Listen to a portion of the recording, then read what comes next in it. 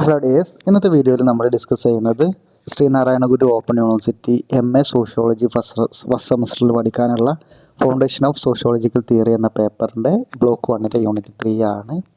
Functionalist tradition introduction. അതായത് ഇതിൽ പ്രധാനമായിട്ടും ഫങ്ഷണലിസം എന്താണ്, അതുപോലെ എമിൽ ദുർക്കീമിൻ്റെ പ്രധാനപ്പെട്ട തിയറീസിനെ കുറിച്ചാണ് പറയുന്നത്. സോഷ്യോളജിയിലെ ആദ്യകാല തിയറികളിലെ ബയോളജിക്കലായിട്ടുള്ള ആശയങ്ങൾ അടിസ്ഥാനമാക്കിയിട്ടുള്ളതായിരുന്നു. പ്രധാനമായിട്ടും ഹെർബർട്ട് സ്പെൻസറിനെ പോലെയുള്ളവരാണ് ഇതിൻ്റെ പ്രധാനപ്പെട്ട വക്താവ്. അതായത് ഓൾറെഡി നമ്മൾ പറഞ്ഞിട്ടുണ്ട് ഹെർബർട്ട് സ്പെൻസറിനെ കുറിച്ചൊക്കെ.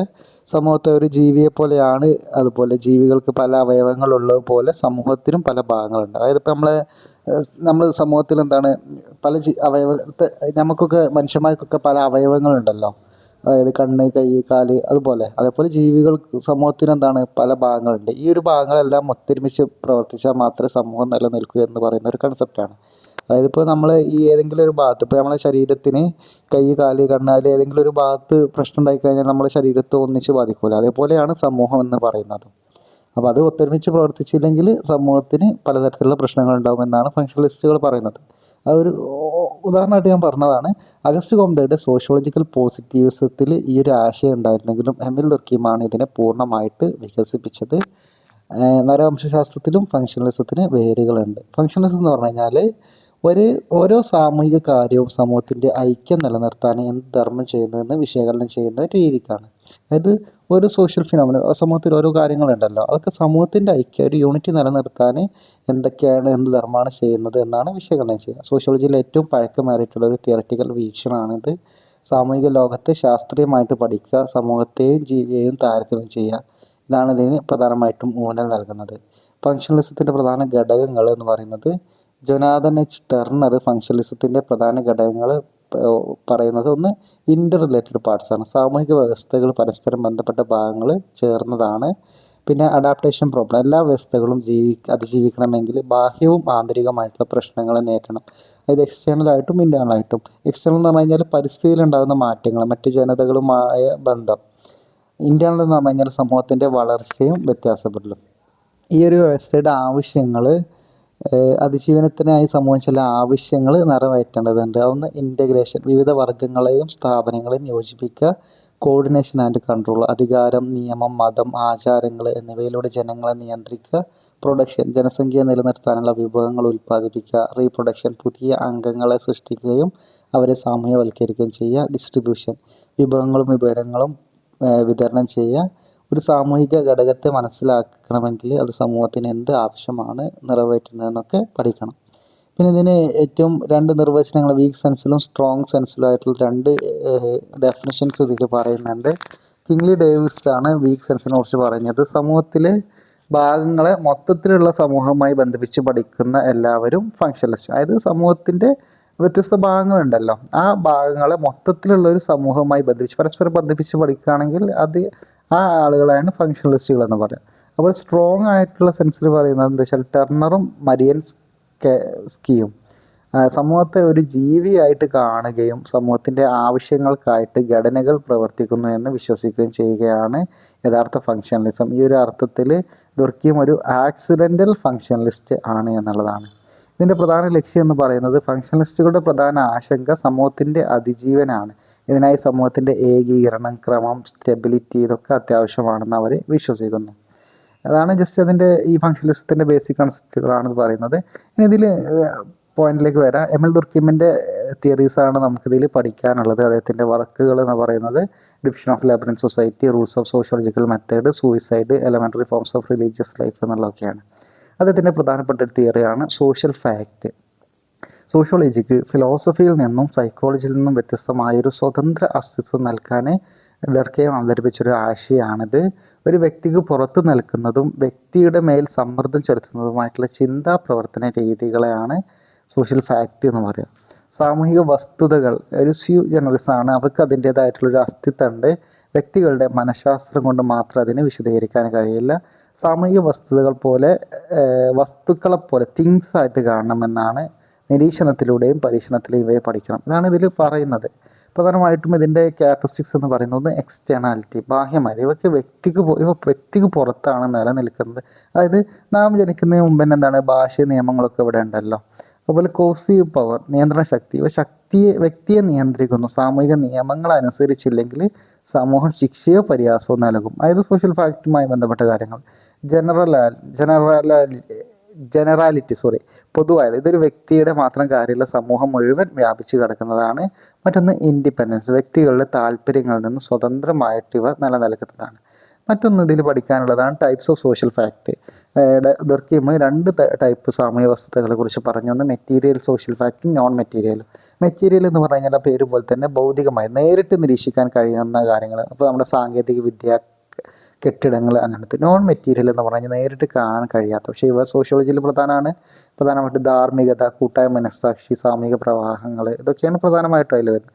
അപ്പോൾ സോഷ്യൽ ഫാക്റ്റ് എന്ന് പറഞ്ഞു കഴിഞ്ഞാൽ ഒരു വ്യക്തിക്ക് പുറത്ത് നിൽക്കുന്നതും വ്യക്തിയുടെ മേൽ സമ്മർദ്ദം ചെലുത്തുന്നതുമായിട്ടുള്ള ചിന്താ പ്രവർത്തന രീതികളെയാണ് പറയുക. രണ്ടാമത്തെ ഒരു പ്രധാനപ്പെട്ട അദ്ദേഹത്തിൻ്റെ തിയറിയാണ് ഡിവിഷൻ ഓഫ് ലേബർ. ഇത് പക്ഷേ നിങ്ങൾ കേട്ടിട്ടുണ്ടാവും.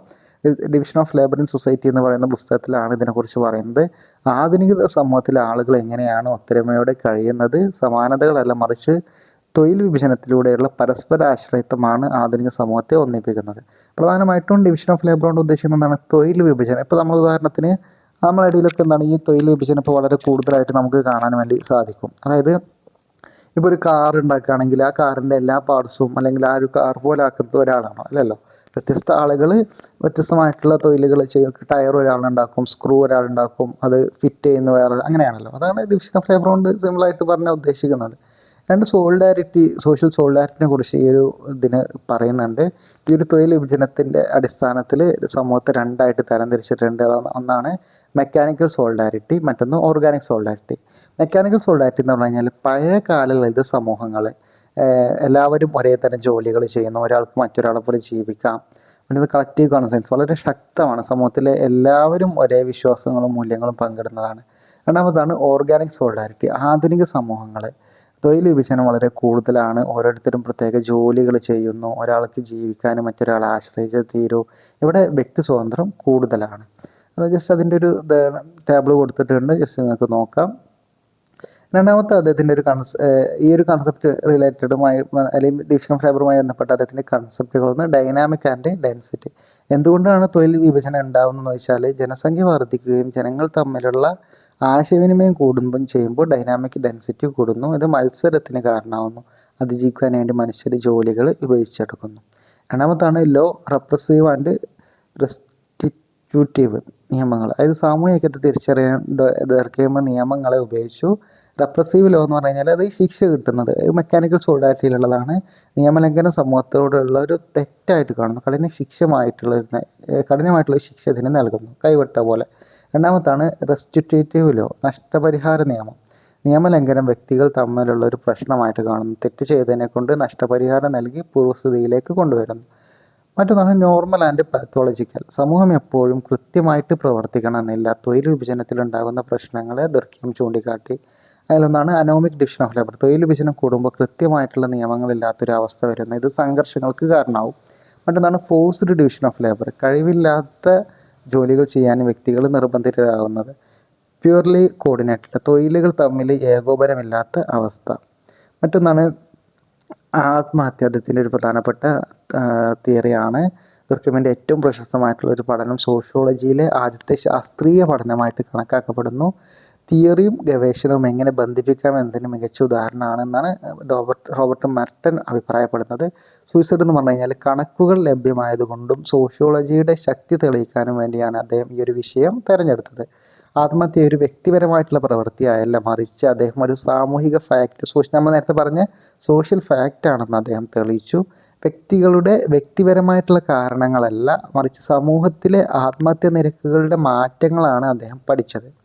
ആത്മഹത്യ നിയന്ത്രിക്കുന്നത് രണ്ട് പ്രധാന സാമൂഹിക ഘടകങ്ങളാണ്. ഒന്ന് ഇൻ്റഗ്രേഷൻ, മറ്റൊന്ന് റെഗുലേഷൻ. ഇൻ്റഗ്രേഷൻ എന്ന് പറഞ്ഞു കഴിഞ്ഞാൽ വ്യക്തിക്ക് സമൂഹമായിട്ടുള്ള അടുപ്പം. റെഗുലേഷൻ എന്ന് പറഞ്ഞു കഴിഞ്ഞാൽ സമൂഹം വ്യക്തിയെ നിയന്ത്രിക്കുന്ന അളവ്. ഈ രണ്ട് ഘടകങ്ങൾ കൂടുന്നതും കുറയുന്നതും ആത്മഹത്യക്ക് കാരണമാവും. ഇതിൻ്റെ അടിസ്ഥാനത്തിൽ ആത്മഹത്യ നമുക്ക് നാലായിട്ട് തരംതിരിക്കുക. ഇതൊരു പ്രധാനപ്പെട്ട ഒരു ഭാഗമാണ്. ഈഗോയിസ്റ്റിക് സൂയിസൈഡ്, അതാണ് ഒന്നാമത്തെ ടൈപ്പ്. ഇവിടെ എന്താ വെച്ചാൽ ലോ ഇൻ്റഗ്രേഷൻ ആയിരിക്കും. അതായത് സാമൂഹിക ഏകീകരണം കുറയുമ്പോഴുള്ള ഈ ഒരു ആത്മഹത്യ ഉണ്ടാവുക. അതായത് വ്യക്തി സമൂഹത്തിൽ നിന്ന് ഒറ്റപ്പെടുന്നു, താൻ സമൂഹത്തിൻ്റെ ഭാഗമല്ലെന്ന് തോന്നുമ്പോൾ. അപ്പോൾ ഉദാഹരണത്തിന് ഇപ്പോൾ ഈ വിവാഹം കഴിക്കാത്തവർ, മക്കളില്ലാത്തവർ എന്നിവരിലൊക്കെ ആത്മഹത്യ നിരക്ക് കൂടുതലാണ്. യുദ്ധസമയത്ത് ആളുകൾ ഒന്നിച്ചു നിൽക്കുന്നത് കൊണ്ട് ഇത്തരം ആത്മഹത്യകളൊക്കെ കുറയുന്നു. രണ്ടാമത്തതാണ് അൾട്രൂയിസ്റ്റിക് ആത്മഹത്യ, ഉപകാരപരമായിട്ടുള്ള ആത്മഹത്യ എന്ന് പറയും. സാമൂഹിക ഏകീകരണം, ഈ നമ്മൾ നേരത്തെ പറഞ്ഞ മറ്റേ സോഷ്യൽ ഇൻ്റഗ്രേഷൻ കുറവാണെന്ന് പറഞ്ഞല്ലോ, ഇവിടെ ഹൈ ഇൻ്റഗ്രേഷൻ, സാമൂഹിക ഏകീകരണം അമിതമാകുമ്പോഴാണ് ഉണ്ടാവുക. വ്യക്തിയേക്കാൾ വലുത് സമൂഹമാണെന്ന് വിശ്വസിക്കുന്നു, സമൂഹത്തിന് വേണ്ടി സ്വന്തം ജീവൻ നൽകുന്നത് കടമയായിട്ട് കരുതുന്നത്. ഇപ്പോൾ സതി, അതുപോലെ നേതാവിൻ്റെ മരണത്തിൽ മനം നൊന്ത് മരിക്കുന്ന അനുയായികളൊക്കെ പോലെ. മൂന്നാമത്താണ് അനോമിക് സൂയിസൈഡ്, അരാജകത്വ ആത്മഹത്യ എന്ന് പറയും. സാമൂഹിക നിയന്ത്രണം കുറയുമ്പോൾ സമൂഹത്തിലെ നിയമങ്ങളും മൂല്യങ്ങളും തകരുന്ന ഒരവസ്ഥ, മനുഷ്യൻ്റെ ആഗ്രഹങ്ങൾക്ക് അതിരില്ലാതാവും. ഇതിന് പ്രധാനമായിട്ടും ഈ പെട്ടെന്നുണ്ടാകുന്ന ഒരു സാമ്പത്തിക തകർച്ച അല്ലെങ്കിൽ വലിയ സാമ്പത്തിക വളർച്ചയൊക്കെ ഉണ്ടാകുമ്പോൾ പഴയ നിയമങ്ങൾ ബാധകമല്ലാതാകുന്നു. ഈ ഒരു മാറ്റവുമായിട്ട് പൊരുത്തപ്പെടാൻ കഴിയാതെ വരുമ്പോൾ ആത്മഹത്യ ചെയ്യും. ഇപ്പോൾ നമ്മൾ ഈ കൊറോണ സമയത്തൊക്കെ ഒരുപാട് പേര് ആത്മഹത്യ ചെയ്തിരുന്നാൽ അത് ഇത്തരത്തിലുള്ളൊരു ആത്മഹത്യയാണ്. പെട്ടെന്നുണ്ടായ ഒരു സാമ്പത്തിക തകർച്ചയെ പെട്ടെന്നുള്ളൊരു മാറ്റത്തോട് യോജിക്കാൻ പറ്റാത്ത അവസ്ഥ. നാലാമത്താണ് ഫറ്റാലിസ്റ്റിക് സൂയിസൈഡ്, സാമൂഹിക നിയന്ത്രണം അമിതമാവുമ്പോൾ അമിതമായിട്ടുള്ള അടിച്ചമർത്തൽ കാരണം ഭാവിയിൽ യാതൊരു പ്രതീക്ഷയില്ലാത്തൊരവസ്ഥ. പ്രത്യേകിച്ച് ഈ അടിമകൾ, ജയിലിലെ തടവുകാർ, അവർക്ക് പ്രത്യേകിച്ച് ഒരു ഇതൊന്നും ഉണ്ടാവില്ലല്ലോ. അപ്പോൾ അവിടെ നിന്നാണ് റെഗുലേഷൻ, ഭയങ്കരമായിട്ടുള്ള നിയമങ്ങളായിരിക്കും, സാമൂഹിക നിയന്ത്രണം മറ്റൊക്കെ കൂടുതലായിട്ട് വരും. അപ്പോൾ അങ്ങനെ ഉണ്ടാകുന്ന ആത്മഹത്യയാണ് ഫറ്റാലിസ്റ്റിക് സൂയിസൈഡ് എന്ന് പറയുന്നത്. മറ്റൊന്ന് elementary forms of religious life, അദ്ദേഹത്തിൻ്റെ മറ്റൊരു തിയറിയാണ്. 1912 പ്രസിദ്ധീകരിച്ച പുസ്തകം ഏറ്റവും പ്രധാനപ്പെട്ട മതത്തിൻ്റെ ഉറവിടം സമൂഹമാണെന്ന് അദ്ദേഹം വാദിച്ചു. ഓസ്ട്രേലിയയിലെ ആദിമ ഗോത്രവർഗമായിട്ടുള്ള അരുണ്ട ഗോത്രങ്ങളുടെ മതവിശ്വാസമാണ് അദ്ദേഹം പഠിച്ചത്. ലോകത്തെ എല്ലാ വസ്തുക്കളെയും വിശ്വാസങ്ങളെയും രണ്ടായിട്ട് തരംതിരിക്കുന്നുണ്ട്: സേക്രഡ് ആൻഡ് പ്രൊഫൈൻ. ആരാധിക്കപ്പെടുന്നവ, ഭയഭക്തിയോടെ കാണുന്നവ. പ്രൊഫൈൻ എന്ന് പറഞ്ഞു കഴിഞ്ഞാൽ ദൈനംദിന ജീവിതത്തിലെ സാധാരണ കാര്യങ്ങൾ. റിലീജിയനാണ് അദ്ദേഹം ഡെഫിനേഷൻ പറയുന്നത്, വിശുദ്ധമായിട്ടുള്ള കാര്യങ്ങളുമായി ബന്ധപ്പെട്ട വിശ്വാസങ്ങളുടെയും ആചാരങ്ങളുടെയും ഏകീകൃത രൂപമാണ്. വിശ്വാസികളെ ചർച്ച് എന്ന ധാർമ്മിക സമൂഹമായിട്ട് ഒന്നിപ്പിക്കുന്നു. മറ്റൊന്ന് ടോട്ടമിസം, മതത്തിൻ്റെ ഏറ്റവും ലളിതമായിട്ടുള്ള രൂപമാണ്. ഓരോ ഗോത്രത്തിനും ഒരു ടോട്ടം ഉണ്ടായിരിക്കും, ഒരു മൃഗമോ അല്ലെങ്കിൽ ഒരു ചെടിയോ. അതായത് ഏറ്റവും ആരാധിക്കുന്ന ഒരു ഇതാണ്. ടോട്ടം എന്ന് പറഞ്ഞു കഴിഞ്ഞാൽ എന്താണ്, ആ ഒരു ഗോത്രത്തിൻ്റെ ചിഹ്നമാണ്, എംബ്ലം എന്നൊക്കെ പറയില്ലേ. ടോട്ടത്തെ ആരാധിക്കുമ്പോൾ അവർ യഥാർത്ഥത്തിൽ ആരാധിക്കുന്ന സ്വന്തം സമൂഹത്തെ തന്നെയാണ്, സമൂഹം തന്നെയാണ് ദൈവം. റിലീജിയൻ്റെ ഫങ്ഷനായിട്ട് പറയുന്നത് ഒന്ന് അച്ചടക്കം നൽകുന്നു, സമൂഹത്തിന് ഐക്യം നൽകുന്നു, ജീവിതത്തിനൊരു അർത്ഥം നൽകുന്നു എന്നുള്ളതാണ്. സോഷ്യോളജി ഓഫ് നോളജ്, അറിവ്, ചിന്ത, സമയം, സ്ഥലം തുടങ്ങിയിട്ടുള്ള ആശയങ്ങൾ എല്ലാം സമൂഹത്തിൽ നിന്ന് രൂപപ്പെട്ടതാണ് എന്ന് ദർക്കൻ വാദിച്ചു. അതിന് വിമർശനമായിട്ട് പറയുന്നത്, കൃത്യമായിട്ട് പറയുന്നത് സബ്ജക്റ്റിവിറ്റി. ദർക്കൻ പറയുന്ന പോലെ സാമൂഹിക വസ്തുതകളെ പൂർണ്ണമായിട്ടും വസ്തുനിഷ്ഠമായിട്ട് പഠിക്കാൻ കഴിയില്ല. ഡാറ്റ റിലയബിലിറ്റി, ആത്മഹത്യയെക്കുറിച്ച് പഠിക്കാൻ അദ്ദേഹം ഉപയോഗിച്ച പോലീസ് അല്ലെങ്കിൽ സർക്കാർ കണക്കുകൾ പൂർണ്ണമായിട്ടും വിശ്വസനീയമല്ല. വ്യക്തിക്ക് യാതൊരു പ്രാധാന്യം നൽകാതെ സമൂഹത്തിന് അമിത പ്രാധാന്യം നൽകി എന്നുള്ളതാണ്. ഓക്കെ, അപ്പോൾ ഇതാണ് അദ്ദേഹത്തിൻ്റെ ക്രിറ്റിസിസം. അപ്പോൾ ഇത്രയാണ് ഈ ഒരു യൂണിറ്റിൽ പഠിക്കാനുള്ളത്. ജസ്റ്റ് അതിൻ്റെ നമ്മൾ നേരത്തെ പറഞ്ഞ ആത്മഹത്യയല്ലല്ലോ, അതിൻ്റെ ഒരു സമ്മറി ഇതാ, പിന്നെ റിലീജിയൻ. ഓക്കെ, അപ്പോൾ ഇത്രയാണ് ഈ യൂണിറ്റിൽ പഠിക്കാനുള്ളത്. Thank you.